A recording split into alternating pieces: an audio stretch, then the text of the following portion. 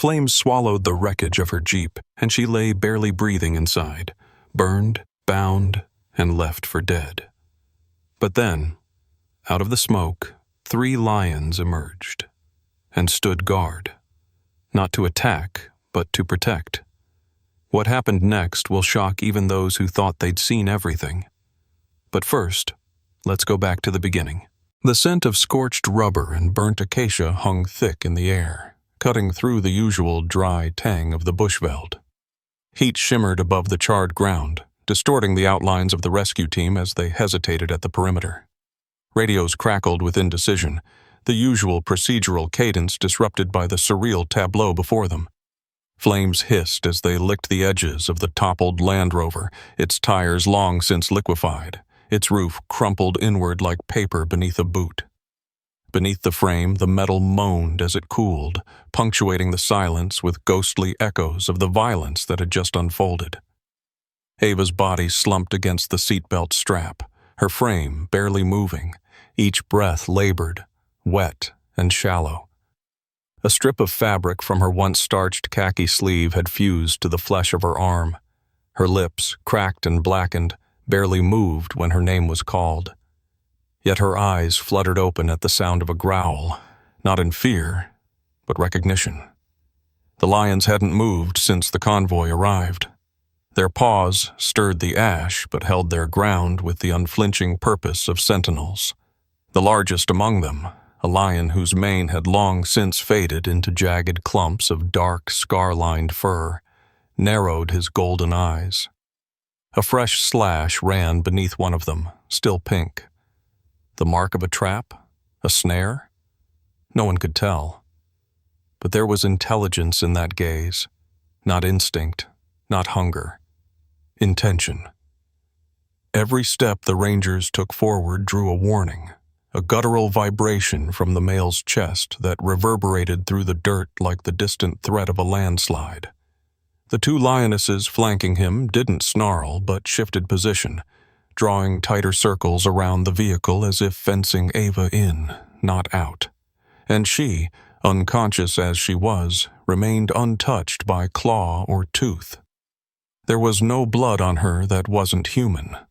The team leader, a veteran named Cole Mathers, lowered his rifle slowly, the muzzle drifting toward the ground. "If we fire," he murmured, "we'll lose more than just her." He wasn't speaking of bullets or tactics anymore. His voice carried the weight of something older, ancestral, almost spiritual. A covenant unspoken, yet witnessed in real time. Something in the balance between human cruelty and animal grace had shifted. The lions didn't attack. They didn't run. They waited. And in that waiting, the entire world seemed to hold its breath. Ava's voice, thin and broken over the radio, sliced through the paralyzed silence like a dull blade through tough hide. Every syllable crackled with pain, but her account was crystalline, delivered not as a plea for help, but as testimony. Her words didn't ask for sympathy. They carried the cold, factual rhythm of a ranger trained to log evidence even as her body failed her. Each member of the team leaned in closer, eyes narrowing with rising disbelief as her tale unfolded. Not of accident, but premeditated cruelty. The poachers weren't amateurs. Ava had been circling them for days, documenting the expanding snare lines with methodical precision. She had nearly enough to nail them, until they caught her first.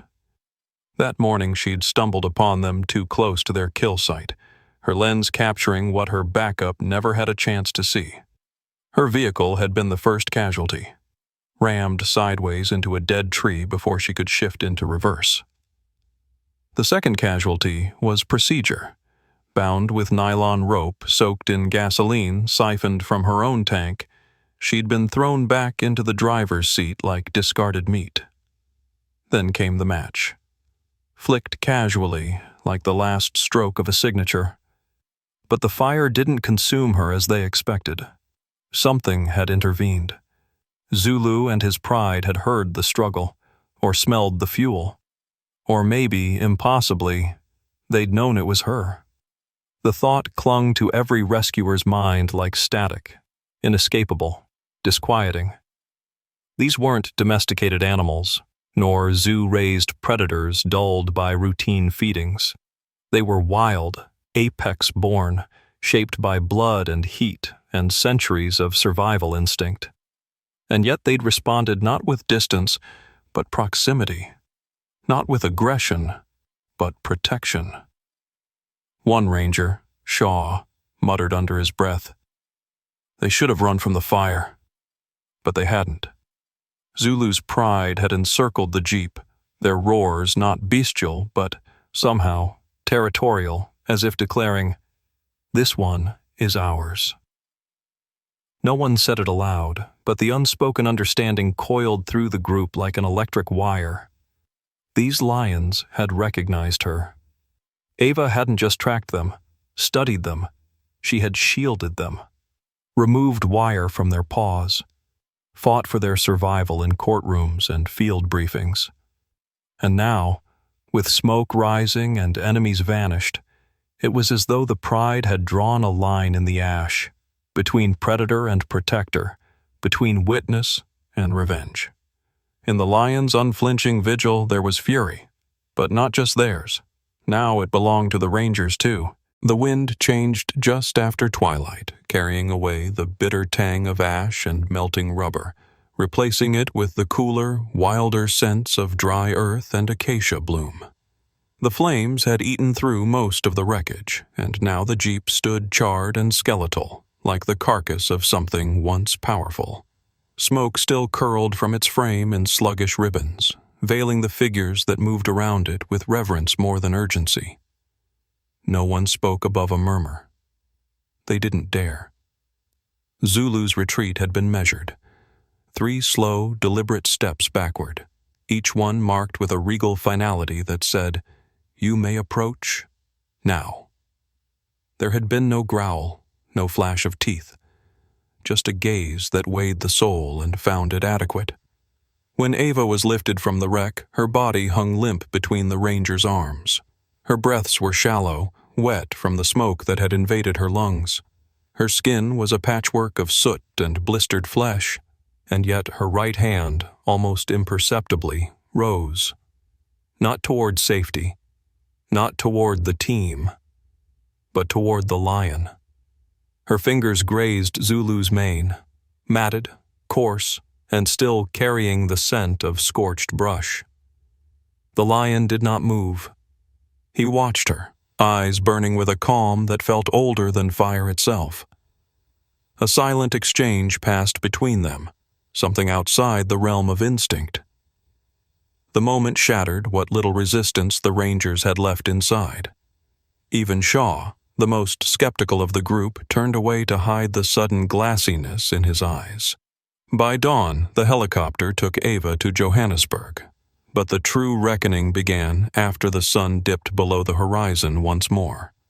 Motion-triggered trail cams stationed at the northern perimeter clicked silently through the night, capturing grainy footage that no one would believe unless they'd seen what came before. Zulu led his pride through the bush like a general marching toward justice. Their formation was tight, focused, not hunting, tracking. Their noses low, their movements deliberate. No roars, no drama, just grim purpose. 48 hours later, the poachers' camp was discovered by patrol. Shredded tents, blood-spattered tarps, crushed ammo boxes. Not a single weapon remained intact. Flies hovered thick in the air, drawn to the scent of trauma, but not the bodies. There were none. The official statement called it an animal encounter. But among those who worked the land, who slept in the proximity of roars and woke to paw prints outside their tents, a different story settled like mist across the reserve. The lions had found the men who set fire to their protector, and they had delivered their own kind of justice. The air was different that morning, less harsh, less hostile, as though the bush itself recognized her footsteps. Ava walked with a halting rhythm, her left side braced with a cane, her ribs bound beneath loose khaki, and a fresh graft beneath her collarbone still too tender for sunlight. The helicopter ride back had ended at the base outpost, but her journey hadn't. She refused the waiting vehicle, choosing instead to limp across the open veld on foot. The grass swayed around her in muted welcome, golden strands catching the early light like strands of memory. Each step forward pressed her deeper into the heart of the land, into the same clearing where fire had once tried to take her life, and where something far older had preserved it. She paused, breathing shallowly through scorched lungs, and waited. There was no sound, no rustle, no roar, only the faint hush of wind slipping through thorn trees. But then, from the fringe of shadow beneath a kopje, he emerged. Zulu. He came not with the thunder of dominance, but with the quiet grace of memory. His mane had grown fuller since that night, thick with dust and storm-hardened wind. A scar now ran fresher across his muzzle, a jagged punctuation on a face that held no fear. Behind him, 2 lionesses flanked his stride, their movement like liquid shadow, and 3 half-grown cubs stepped nervously behind, wide-eyed and uncertain. But Zulu's eyes never left hers. He approached with reverence, not hesitation.